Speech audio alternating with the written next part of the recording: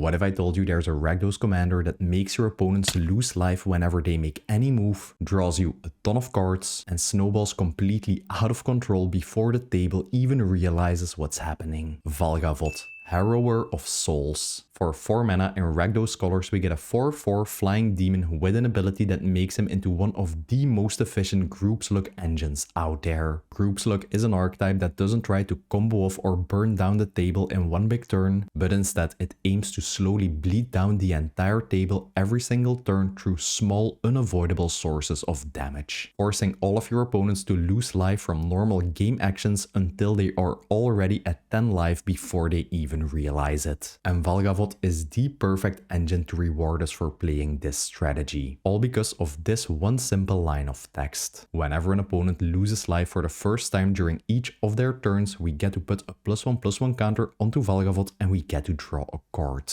Damage pings, Group-Slug enchantments, and even opponents cracking a fetch land during their own turn will trigger Valgavoth. And because this ability triggers on each of your opponent's turns, Valgavoth can easily draw you up to 3 cards per turn cycle while also growing into a massive flying threat. Even if he just survives for one single turn cycle, the value he generates you is absolutely insane. And on top of that, he also has Ward, pay 2 life. And in a normal deck, that's just a small little annoying ability. But in this deck, it's absolutely brutal. Because every time someone tries to remove your Valgavoth, they won't just be spending mana and a card to do so. They will actively lose life. And if it's the first life they've lost that turn, Valgavoth will immediately draw you a card. This little ward ability will make your opponents fall even further behind on the most important resource they have against this deck, their life total. Now the game plan for this deck is really simple. Early in the game we will be deploying small continuous damage sources, effects that guarantee us that at least 1 life is lost during each opponent's turn. In the mid game, Valgavoth will hit the table, drawing us multiple cards per turn cycle and growing into a huge threat. And in the late game, our opponents will be drowning under constant pressure. Casting spells, playing lands, and even drawing cards will all cost them life. All while we will be threatening them with a massive flying demon that has already drawn us half of our deck. And at that point, the table is already dead. They just don't know it yet. And what I love most about playing Group-Slug is the fact that it feels completely different from anything else you've ever played, since it forces you to constantly be watching what your opponents are doing, and that awareness alone will make you into a better Magic player. As I do in all my videos, I will be going over every single card in the deck and explaining why I decided to include them. This video is divided up in 7 categories: the Group-Slug Effects, Damage Amplification and Sustain,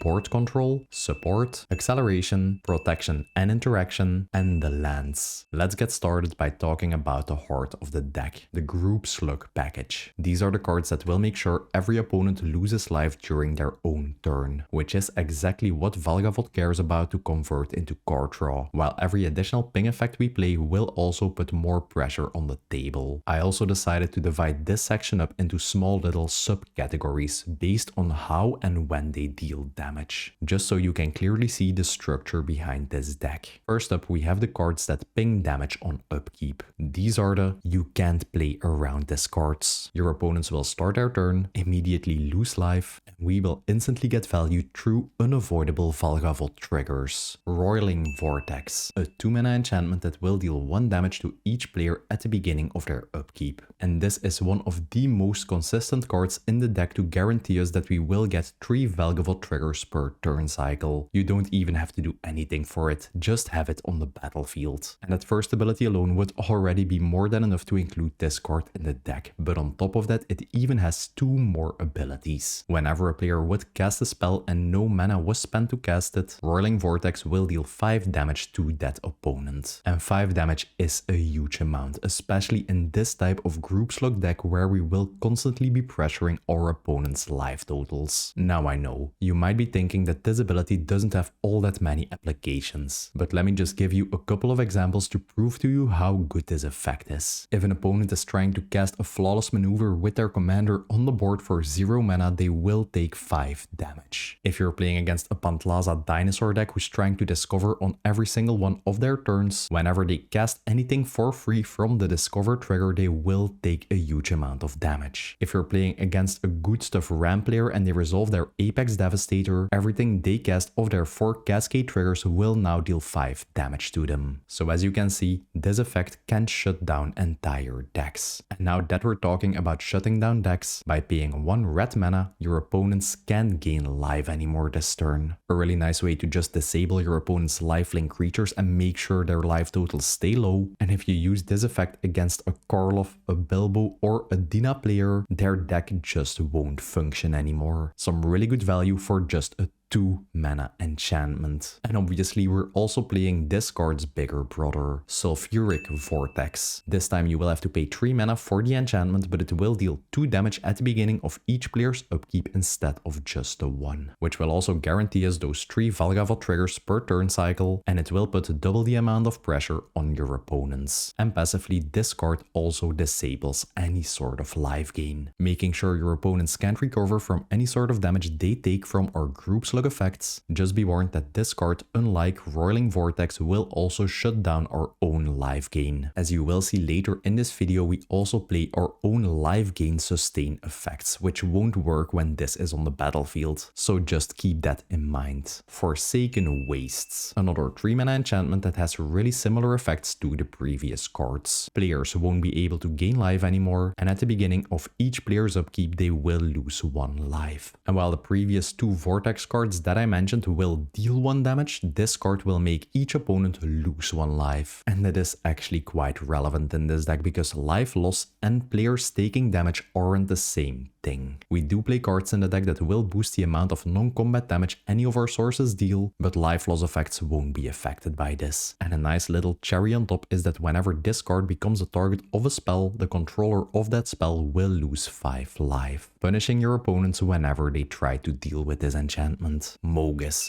God of Slaughter. For 4 mana you get a massive 7/5 indestructible enchantment creature. And just like all of the other Taros gods, this card will just be an enchantment, and it will only be a creature if you have a total devotion of 7 to black and red. Mogis will count his own mana pips for this effect, which means you need another total 5 red or black mana symbols on the battlefield to be able to swing with this creature. But no matter if it is a creature or not, you will always have an indestructible enchantment with its passive effect active, which at the beginning of each opponent's upkeep will deal 2 damage to them unless they sacrifice a creature. And no matter what your opponents choose, you will always get a ton of value from this effect. You will either get free Valgavoth triggers, additional pressure on your opponent's life totals, or you will be removing your opponent's creatures. A solid effect that's really annoying to deal with because it comes on an indestructible enchantment body that later in the game, whenever you do have enough devotion, will be able to swing for a massive 7 damage at your opponents. Chandra, Awakened Inferno, a massive 6 mana planeswalker that comes in with a whopping 6 starting loyalty that can't be countered. And in this deck, it's all about her first activated ability. By adding 2 loyalty to Chandra, each opponent will get an emblem, which at the beginning of their upkeep will deal 1 damage to that opponent. And even if you can only get 1 use out of Chandra and hand out these emblems to your opponents, for the rest of the game you will always get a guaranteed Valgavoth trigger on each player's turn. Because as of now, in Magic there are no ways to ever remove an emblem. They will just have them permanently for the remainder of the game. And if your opponents aren't able to remove Chandra, you can actually start stacking these emblems on your opponents. Once they have like 3, 4, 5 of these emblems, it's just a matter of time before they lose the game. And aside from that awesome ability, Chandra's other 2 abilities are actually quite potent as well. Her -3 ability will deal 3 damage to each non-elemental creature, which can be used as some sort of a one-sided board wipe, just removing all small creatures from the table. And her -X ability will deal X damage to target creature, acting as a solid spot removal removal tool if you really need to get a problematic creature off the battlefield. Next up, we have the cards that will ping damage when something enters the battlefield, which is absolutely brutal against any sort of token or landfall deck. Ankh of Mishra, a 2-mana artifact that whenever a land enters the battlefield will deal 2 damage to that land's controller. No matter what sort of deck your opponents are playing, one thing is for sure: people will always be playing lands. Especially early in the game, your opponents won't be skipping on any of their land drops, guaranteeing us those 3 Valgavoth triggers. And this card punishes a lot of really popular cards in the format. Opponents playing a Farseek, a Cultivate, a Wood Elves, whatever. If you resolve this card against anyone who is playing green as a color, they will have a bad time. And especially nowadays, with landfall being this popular of an archetype, this card just shines. They can't play their Scapeshift anymore because they will just die to the damage of Ankh. They can't use any sort of Gitrog loop anymore, and it will generate you some fantastic value against any sort of earthbending deck that wants to keep sacrificing and bringing back their lands over and over again. Bloodseeker, a 2-mana card that whenever a creature enters the battlefield under an opponent's control will make that opponent lose 1 life. No matter what table you play at, over the course of the game a ton of creatures will always be entering the battlefield. So Bloodseeker will be chunking your opponents for a huge amount of life if he's not dealt with. But especially if you resolve this card against any sort of creature heavy deck or any sort of token player, the effect is just brutal. Your opponents won't be able to tap their Krenko anymore because they will just lose the game when they do so. If they attack with any creature with the Myriad or the Mobilize mechanic, they will lose a huge chunk of life. And if someone is trying to set up an infinite sacrifice combo just bringing one creature back over and over again, they will just lose the game against this effect. Rampaging Ferocidon, the 3-mana improved dinosaur version of a Bloodseeker. And that is because he does a really similar thing. Whenever another creature enters the battlefield, this card will deal 1 damage to that creature's controller. Now this effect will also damage ourselves, but we're not playing that many creatures or tokens anyways. But the fact that this card actually deals damage instead of making opponents lose life is a really good thing, because we can boost the damage output of this effect with any of the Amplify cards you will see later in this video. And on top of that, it also has a passive effect stapled on that will make sure that players can gain life, making sure your opponents won't ever be able to recover from the amount of damage you deal to them. Zozu the Punisher, one of my personal favorite red legendary creatures ever printed.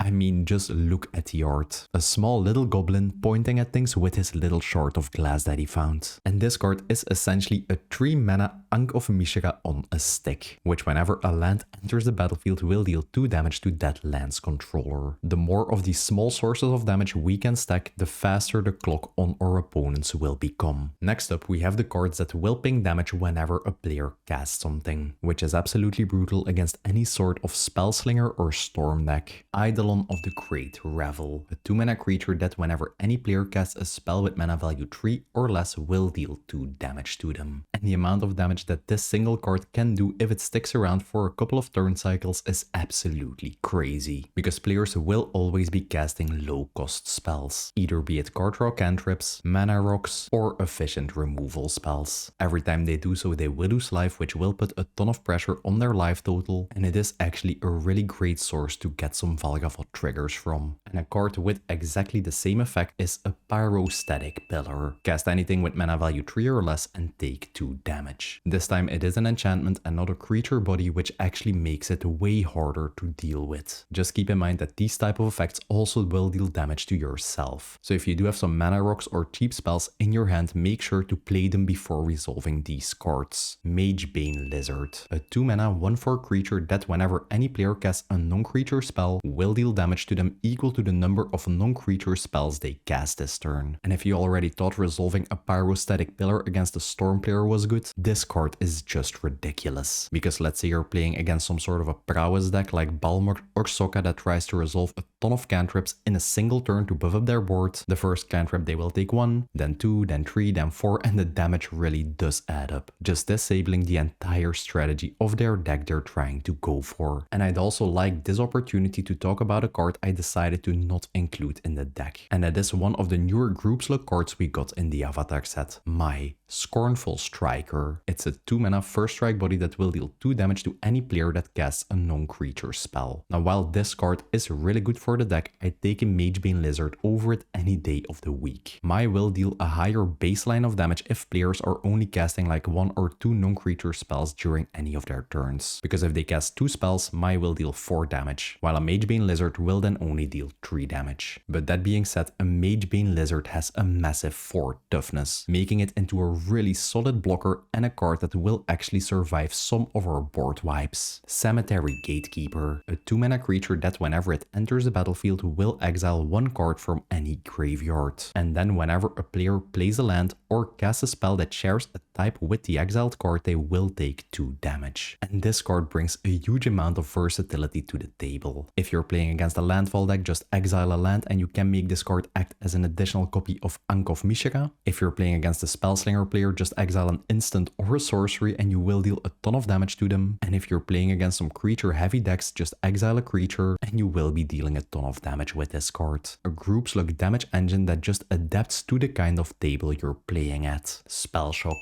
a 3-mana enchantment that whenever any player casts a spell will deal 2 damage to them. It does cost 1 mana more than your Eidolon or your Pillar, but in return this enchantment will always deal damage when something is cast. The mana value of the spell doesn't even matter. Next up we have the cards that punish players for doing the most innocent thing in Magic. Drawing cards. They will guarantee us Valgavoth triggers in each opponent's draw step, and they absolutely destroy any sort of blue player who thinks drawing cards is free. Cataract Parasite. Whenever an opponent draws a card and we do control a red permanent, that opponent will take 1 damage. And since 90% of the time we will have either Valgavoth or a red Group-Slug enchantment on the battlefield, this is a really easy requirement to meet. And this card only costing you 1 mana makes it into one of the most efficient Valgavoth enablers and damage pingers in the entire deck. Razorkin Needlehead, a 2-mana creature that will have first strike during your turn, and whenever any opponent draws a card, it will deal 1 damage to them. Another really efficient low-cost creature that will guarantee you those Valgavoth triggers, will absolutely destroy opponents that are playing things like a Brainstorm, and it will deal a huge amount of damage over the course of the game. Orcish Bowmasters, the only game changer I decided to include in this deck, and that is because it just fits the playstyle of this deck perfectly. And it's also just a really broken card. For 2 mana you get a 1/1 creature with flash. Whenever it enters the battlefield and whenever an opponent draws a card that's not the first card they drew this turn, you get to ping 1 damage to any target and you get to amass Orcs 1. Now amass Orcs 1 means you get to create an Orc army if you didn't control one yet, and if you did control one you get to put a +1/+1 counter on that army, giving you a really nice creature body to block with and protect yourself, and the 1 damage pinging can be used to either ping down your opponent's life totals even faster, or if you get enough triggers you can use the damage to actually start removing some creatures. And the thing that makes this card as broken as it is the fact that you can play it on instant speed. So if an opponent is casting a Brainstorm, you can just flash this in response, you will get to ping 3 damage divided among any targets, and you will also get a 3/3 creature on the battlefield. And for as long as Bowmaster stays on the battlefield, any additional card your opponents draw will give you even more value. Scrawling Crawler, a 3-mana artifact creature that will make each opponent lose 1 life whenever they draw a card. Really similar to our Razorkin Needlehead, but this time instead of dealing damage it will do it in the form of life loss, and at the beginning of your upkeep every player will get to draw a card, giving you some additional card advantage and immediately making each opponent lose 1 additional life because they will also be drawing a card.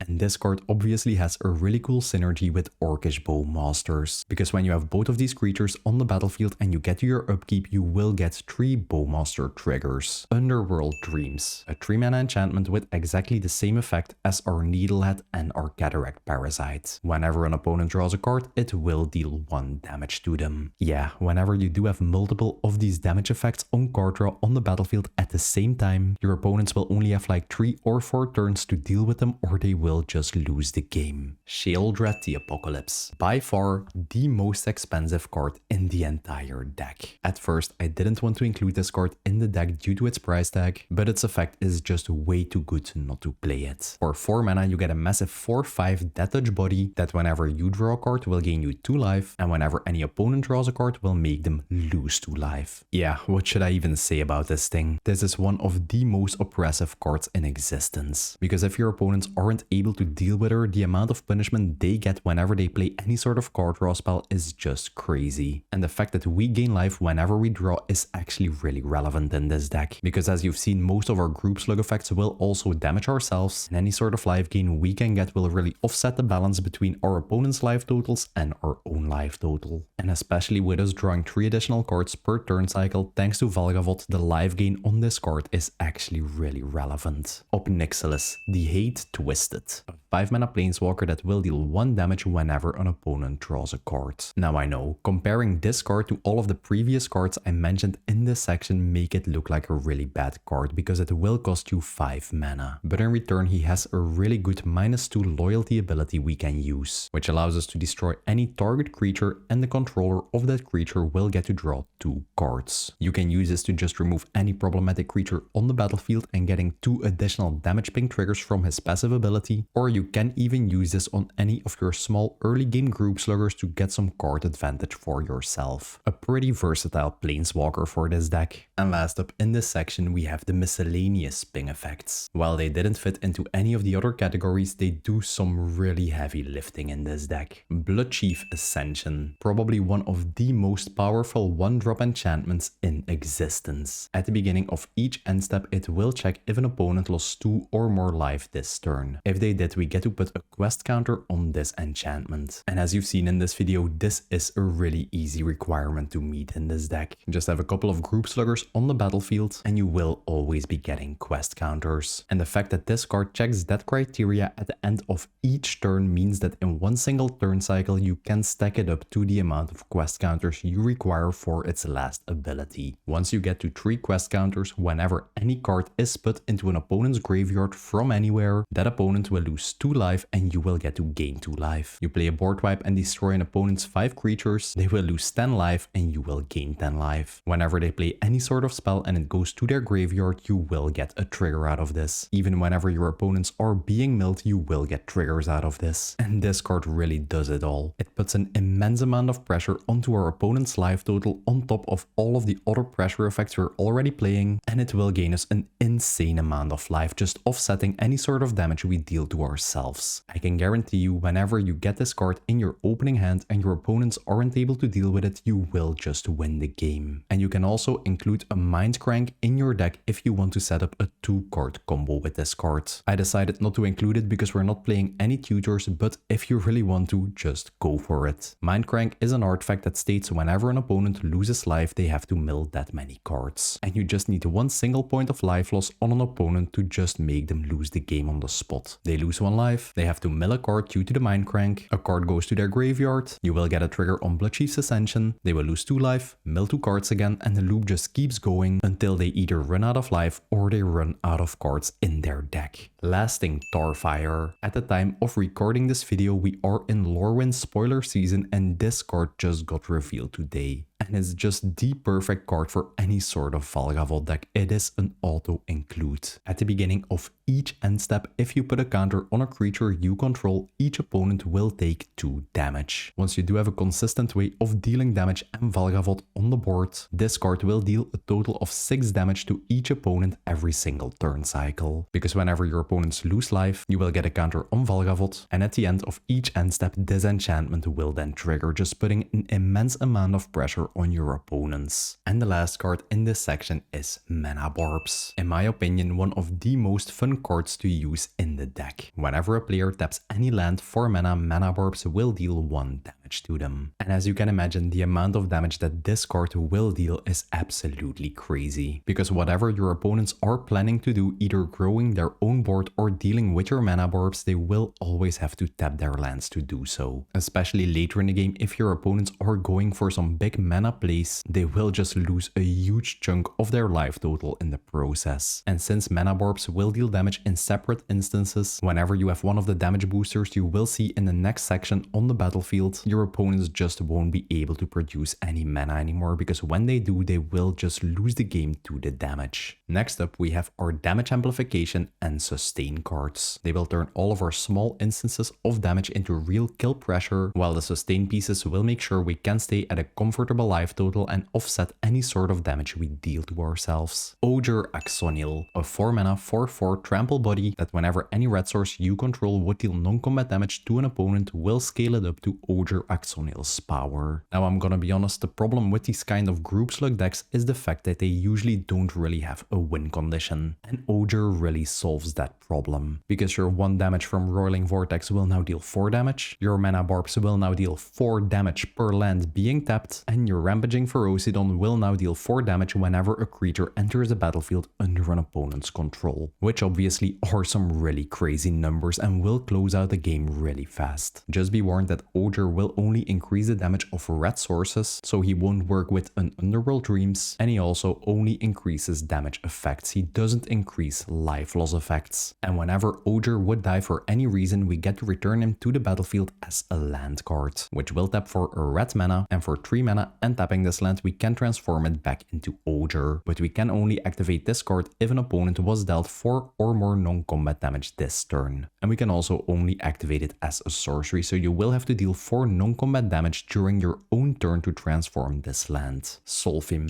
Mayhem Dominus. If any source we control would deal non-combat damage to an opponent or any permanent they control, we get to deal double that damage instead. And unlike Ogre, this card will trigger from any source, so it does even work with your black sources like a Cataract Parasite or an Underworld Dreams. And he just doubles up on the clock your opponents are already on due to your group slug cards. And for 2 for action mana, 1 generic mana, and discarding 2 cards, we can put an indestructibility counter on Solfim, meaning that he has some sort of built-in protection tool. Now discarding 2 cards might seem like a big deal, but thanks to Valgavoth we will always have a huge amount of cards in our hand to use for this effect. Exquisite Blood, a 5 mana enchantment that whenever an opponent loses life will make us gain that much life. And this is by far the best card in the deck to offset any sort of damage we deal to ourselves and convert all of the group slug damage we'll constantly be dealing to the table into actual life gain. Usually from the moment you have like 3 group slug effects active on the battlefield, your opponents will be taking somewhere between 5 to 10 damage every single turn, which Exquisite Blood will convert into an absolutely insane amount of healing for ourselves. And Exquisite Blood will also give all of your creatures some sort of pseudo lifelink. So whenever you do have a ton of counters on your Valgavoth and you swing with him being at 10 power, you will actually gain 10 life of that. Bloodthirsty Conqueror, a 5 mana 5/5 flying death touch body that's basically Exquisite Blood on a really huge stick, which has exactly the same benefits as I just mentioned. And whenever you are able to resolve this creature on an empty board that has just been wiped, the feeling is just fantastic, because you will instantly get the Exquisite Blood effect for any of your group slug cards, and then you can start swinging with them, dealing damage and gaining life. Spiked Corridor and Torture Pit, one of the room cards from the Duskmourn set, meaning you can pay 4 mana to play either half of this card, and it will then enter the battlefield and the other door will be locked. Now the main reason this card is included in the deck is the right side of this card, which will boost the non-combat damage of any source we control by 2 points. Just like I mentioned with Ogre, this card is some sort of a win condition for the deck, because all of our little instances of 1 damage will now deal 3 damage, acting as some sort of free lightning bolts to our opponents. And on a later turn, when you have no use for your mana and no other place to make, you can unlock the left side of this card, which will give you 3 1/1 devil tokens that whenever they die will deal 1 damage to any target. And I'm gonna be honest, in all the games I played, I never unlocked this side of the card. But that being said, just getting the additional option to get some pinging bodies on the battlefield is a really nice thing. Exsanguinate. For 2 black mana plus X, each opponent will lose X life, and then we gain life equal to the total amount of life lost this way. You will gain life equal to triple the amount of mana you invested in the X, so you can use it as some sort of an early stabilization tool. And obviously later in the game, once you do have a ton of mana available, you can just invest all of it into this spell and it will usually win you the game on the spot, just finishing off all of your opponents who are already on some really low life totals. And the last card in this section is Fated Firepower. For 3 red mana plus X, you get an enchantment that will enter the battlefield with X fire counters on it. And if any source you control would deal damage to either an opponent or any permanent they control, it gets boosted by the amount of fire counters on this enchantment. It works with any source, and it doesn't say non-combat damage, so it will boost the damage your Valgavoth deals when you swing with him. Now even casting this card for 4 mana and just making it enter with 1 fire counter is already really good in this deck, because we will be dealing a huge amount of instances of 1 damage. And just boosting them by 1 single point will already double the damage output we have in this deck. And later in the game, if you are able to pump a huge amount of mana into this enchantment, it will just win you the game on the spot. And my favorite part about this card is that it has the flash mechanic, meaning you can cast it on instant speed to totally surprise your opponents, or you can even just hold it back until your opponents are tapped out and they won't have an answer available for this card.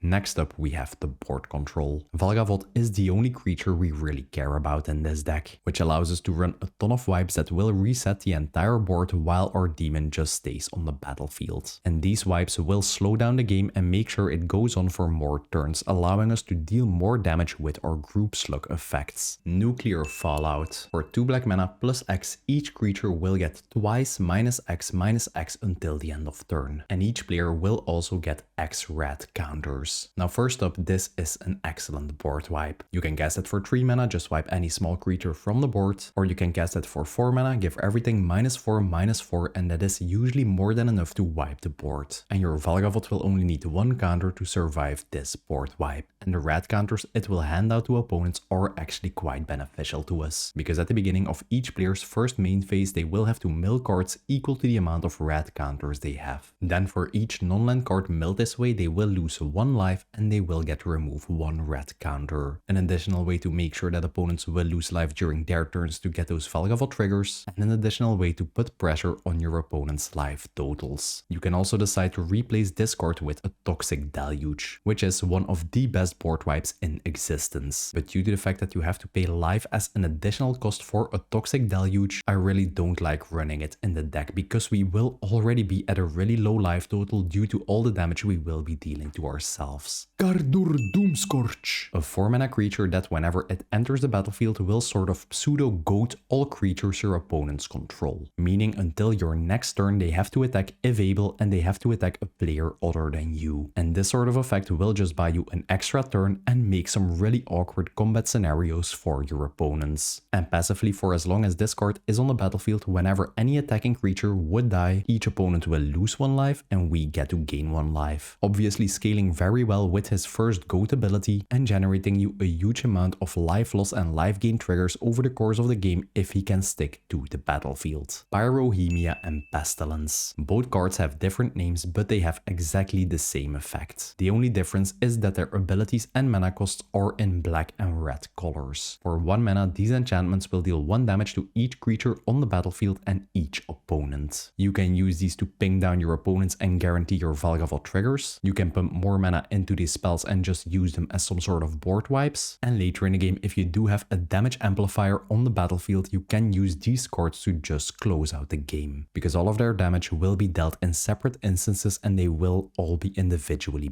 boosted. And these cards create some sort of a soft lock on your opponents, because whenever your opponents are trying to rebuild their board and play some new creatures, you can just leave some mana open, activate these cards a couple of times and instantly remove whatever they play. No creature will ever stick to the battlefield. Both cards do have a downside though. At the beginning of any end step, whenever there are no creatures in play, you have to sacrifice these enchantments, which might sound like a pretty big deal, but usually you are able to play around this effect. Chandra's Ignition. For 5 mana, you get to pick target creature you control and it will deal damage equal to its power to each opponent and each creature they control. And this card gets absolutely crazy with Valgavoth's counter stacking, because let's say you resolve your Valgavoth on turn 4, by the time you get to turn 5 he already is at 7 power. You can then just play your Chandra's Ignition, deal 7 damage to anything your opponents control, acting as a one-sided board wipe, and also deal a massive 7 damage to all of their life totals. Fantastic card in this deck. And the last card in this section action is a blasphemous act. A 9 mana spell that will deal 13 damage to any creature on the battlefield. But its cost will be reduced by 1 generic mana for each creature that is on the battlefield. Which is just perfect because you only need a card like this whenever the board is just overwhelmed with creatures. Making this into one of the most efficient board wipes ever printed. Just 1 mana to deal 13 damage to everything. Some sort of a big reset button you can hit. If you like these in-depth deck videos and you want to support me and the channel, check out the YouTube membership program. Members will get early access to all of my deck lists, access to some exclusive Discord chat rooms where I'm always sharing what projects I'm currently working on, and at the highest tier you can even submit your deck for a personal review by me. And a big thanks to all the current YouTube members. Thanks to you, I can keep doing what I love doing most, brewing some really strong commander decks. And for this video, I want to give a huge shout out to Hoger over in the Panzer MTG Discord. He's a player who has been terrorizing pots with Valgavoth from the moment he came out, and once I asked him for advice on this deck, we hopped on a video call where he shared years of Group-Slug experience with me. This deck wouldn't be as refined as it is without any of his help. So if you want to talk about Commander, get help with optimizing any of your decks, or just want to hang out with some of the best deck builders on the entire planet, the Panzer MTG Discord is where all the magic happens. Next up, we have the support cards. These are the cards that didn't fit into any other category, but they make the deck play a lot smoother and they bring a lot of utility to the table. And let's start by talking about the most broken creature we just got revealed to us in the new Lorwyn set. Hexing Squelcher. He's a tiny 2-mana goblin that can be countered, and just like Valgavoth has the ability Ward pay 2 life. And he will also make sure that any spell you cast can be countered, and any other creature you control also has the same ward ability. And what a way to start this year by getting a card like this. It's a red creature you can use as an auto-include in any sort of deck you plan on building with red in its colors. Because you just make any sort of counter magic completely useless against you, just shutting down some entire decks, and whenever your opponents are trying to deal with either this creature or any of your other creatures, they will lose life in the process. Which obviously is even better in this type of Valgavoth deck. And yes, before you ask, the ward actually does stack. So if you have this card on the battlefield and Valgavoth, opponents will now have to pay 4 life whenever they try to target him. Price of Progress. A 2-mana instant speed spell that will deal damage to each player equal to twice the amount of non-basic lands they control. This little card is just a straight up win condition in the deck, because nowadays in modern day Magic, players are barely playing any sort of basic lands. So usually whenever you cast it, it will deal a minimum of 10 damage to all of your opponents. The moment I decided to start building Valgavoth, this was my first inclusion in the deck. The card is just that powerful. And obviously our mana base is built around this because we do play a total of 18 basic lands in our deck. Since we do play a 2-color deck and nothing in this deck is that color intensive, we can absolutely get away with it. Rakdos Charm. A 2-mana instant speed spell with 3 fantastic options. We either get to exile target player's graveyard, which can just win you the game against any sort of land recursion or spellslinger player. We can destroy target artifact, allowing us to deal with any problematic things on the battlefield like an Ashnod's Altar, or we can make each creature on the battlefield deal 1 damage to its controller. And if you play in a pot with a token player who builds his board up to like 50 goblin tokens, a Rakdos Charm will just instantly win the game against him. And usually we will only be controlling like 1 or 2 creatures at any given time, so it won't hurt ourselves as much. Smoke. A simple 2-mana enchantment that will only allow players to untap 1 creature during each of their untap steps. And this is some sort of a stacks piece we're running in the deck to just buy us more time. Since the only creature we want to be swinging with is Valgavoth anyways, we won't even be affected by this. And it just makes sure that your opponents can just tap all of their creatures sideways and take you out of the game before you are able to deal enough group slug damage. The longer the game goes on, the better this deck gets. And a card we play for exactly the same purpose is Crawl Space, a 3-mana artifact that will only allow a maximum of 2 creatures to attack you each combat. Now it's not as good as a smoke just preventing creatures from untapping, but that that being said, it is still a really nice effect, especially in some creature heavy and really aggressive pots. Boggart Trawler, a 3-mana creature that whenever it enters a battlefield allows us to exile target player's graveyard. Since nowadays in modern day Magic most decks rely on using their graveyard, this card can just disable an entire deck. And the best thing is that whenever you don't need this effect, you can just play the backside of this card, which is a land that taps for a black mana and even enters untapped for the low cost of 3 life. Obnixilis, Captive Kingpin. Now I'm gonna be honest, Obnixilis is probably a better group slug commander than Valgavoth. But that being said, it is a CEDH commander. I really do enjoy playing and building Valgavoth a ton more. It's a really strong deck, but it's not that oppressive that your opponents just can't play the game anymore. And Obnixilis is also a totally different build because you have to build him around dealing exactly 1 damage. It's a 4 mana 4/3 flying trample body that whenever 1 or more opponents lose exactly 1 life will get a +1/+1 counter and will make you exile the top card of your library, and it will be able to play until the end of your next turn. And the amount of value that this card will generate you is just ridiculous. You can just have him on the table, pass the turn, your Group-Slug Effects will start dealing damage to everyone, and whenever you do deal exactly 1 damage, his body will just keep on growing and he will just start generating you insane amounts of card advantage. It's not even funny. Usually whenever you have both Op and a couple of Group-Slug Effects on the table and he survives for a turn cycle, you will have like 10 to 20 cards in exile that you are able to cast until the end of your next turn. Yeah, it's an absolutely broken card.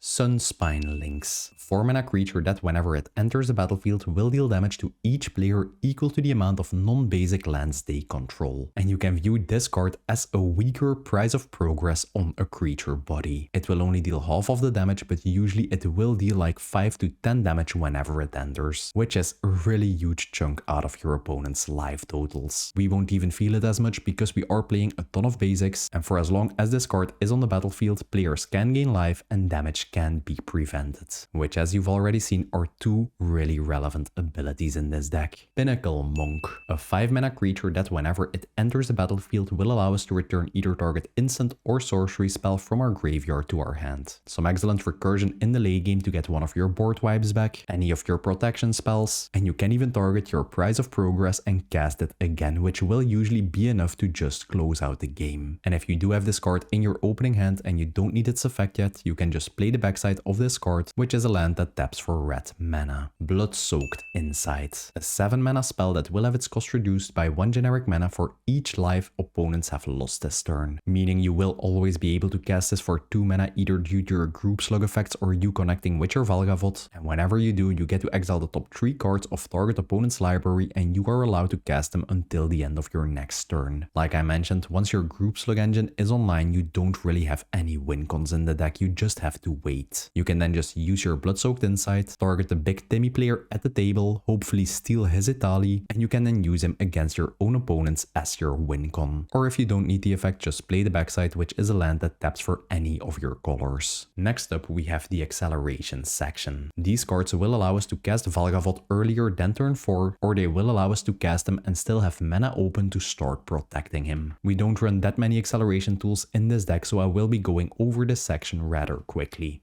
Dark Ritual. For 1 black mana on instant speed, you get to add 3 black mana to your mana pool. This card will allow us to get Valgavoth out as early as turn 2, which is absolutely crazy, and your opponents won't have any removal ready yet. Now, usually playing any sort of ritual effects in your decks isn't all that great. You will get a huge burst of mana, but you will lose card advantage and a card in the process. But thanks to Valgavoth drawing us a gazillion cards thanks to his ability, the card disadvantage doesn't actually matter that much in this deck. Sol Ring, the most efficient mana rock ever printed, and also another card that will allow us to get our Valgavoth out as early as turn 2. And later in the game we will always have a use for the colorless mana it produces, either to cast any of our expensive spells in the deck, pump it into any of our X spells, or just to help us pay for the commander tax if Valgavoth does get removed. And we're also playing 5 2 mana rocks in this deck: an Arcane Signet, a Mind Stone, a Rakdos Signet, a Talisman, and a Thought Vessel. All of these cards will enable us to cast Valgavoth as early as turn 3, either to start generating us value or just to bait out some early removal, and later in the game they will just help us with fixing our colors and giving us access to extra mana. Next up we have the protection and the interaction. As you will experience when you play this deck, once Valgavoth hits the table he will become public enemy number 1, and everyone will be trying to remove him. This section is all about keeping Valgavoth on the board for as long as possible and giving us the tools to disrupt anything our opponents are doing. Not that after all. A 1 mana instant speed spell that until the end of turn will give an additional line of text to a creature. And that is whenever this creature would die, it returns to the battlefield with a Victoral token attached to it. So whenever an opponent is playing a board wipe or any sort of spot removal aimed at your Valgavoth, you can just cast this in response and he will just return. The Victoral token is an enchantment token attached to him that will give him +1/+1, and whenever the token would leave the battlefield, each opponent will lose 1 life, which is actually quite relevant in a group slug deck. And a really similar card is Malakir